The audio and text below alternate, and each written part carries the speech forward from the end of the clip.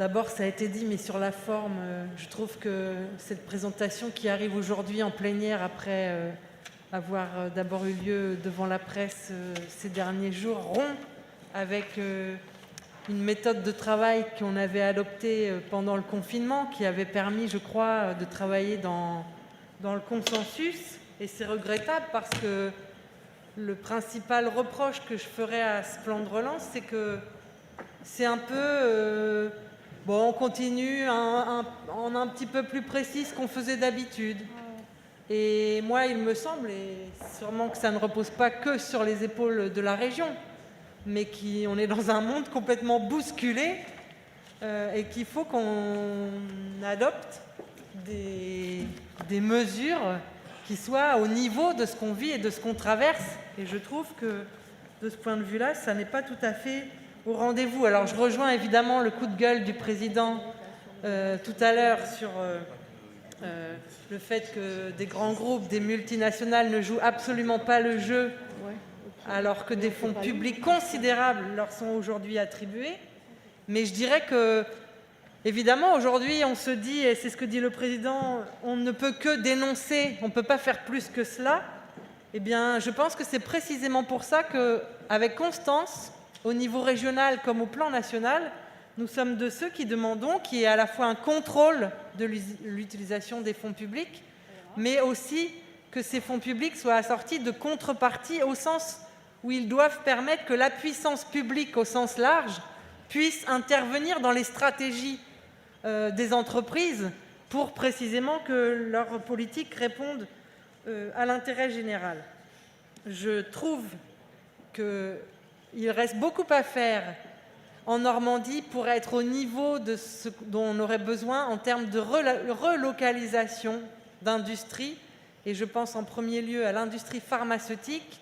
On a vécu et on va vivre encore des moments où on est en situation d'extrême tension sur un certain nombre de produits pharmaceutiques et qu'il y a besoin d'engager une stratégie, y compris de contraindre le gouvernement à adopter lui-même cette stratégie. Je ne crois pas qu'il va suffire de dire on va baisser les impôts de production ou on va aménager de nouvelles zones d'activité pour permettre cette véritable relocalisation. Même chose sur la structuration des filières. On connaît les grandes associations de filières dans notre région, mais on voit qu'aujourd'hui, il y a des interactions absolument essentielles. Si je cite par exemple l'automobile de demain, si on veut que les véhicules soient plus légers, ça veut dire fabriquer des plastiques d'un nouveau type, etc. On a l'industrie pétrochimique. C'est ce qui est en train de se passer à Flers, Madame Brulin. Je vous dirai ce qui se passe à Flers et ce qu'on fait avec Normandinov, parce que c'est exactement ce qui est en train de se passer. Je ne dénie pas que c'est ce qui est en train de se passer, mais je pense qu'il faut qu'on change considérablement d'échelle par rapport à ce que nous vivons aujourd'hui. Et puis, pour ne pas être trop longue, mais vous allez me laisser aller jusqu'au bout, Madame la Présidente, il y a quand même des choses qui sont aussi... Alors, non, je vais d'abord commencer par dire les choses qui sont intéressantes, parce qu'il y en a bien évidemment dans ce plan de relance.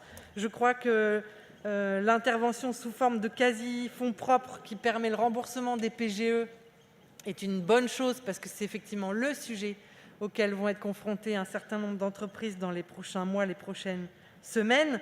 La foncière pour le commerce, même si on pourrait débattre de la forme que ça prend, je crois qu'il y a un vrai sujet aussi pour nos centres-villes, nos centres-bourgs. Après, il y a d'autres choses extrêmement inquiétantes. Je ne vais pas développer sur le dispositif en direction des jeunes. Un de mes collègues, Gilles Oudouin, le fera tout à l'heure. Mais le soutien à la culture, pourquoi un plancher à 10 000 € qui va du coup sûrement favoriser les plus grosses structures et peut-être écarter les plus petites. Et puis je reviens parce que je n'ai pas eu de réponse sur ce sujet, mais on y reviendra aussi lors de la délibération. Pourquoi pas de soutien à la ligne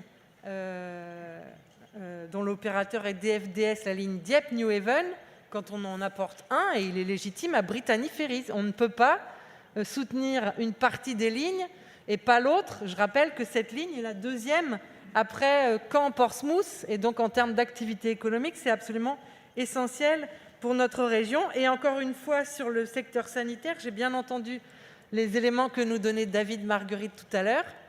et je me réjouis si effectivement on va vers un accroissement du nombre de formations des personnels soignants. Mais alors pourquoi n'y en a-t-il aucune trace dans les orientations budgétaires, alors que je pense qu'un plan de relance qui aujourd'hui fait l'impasse sur les questions sanitaires n'est pas un plan de relance?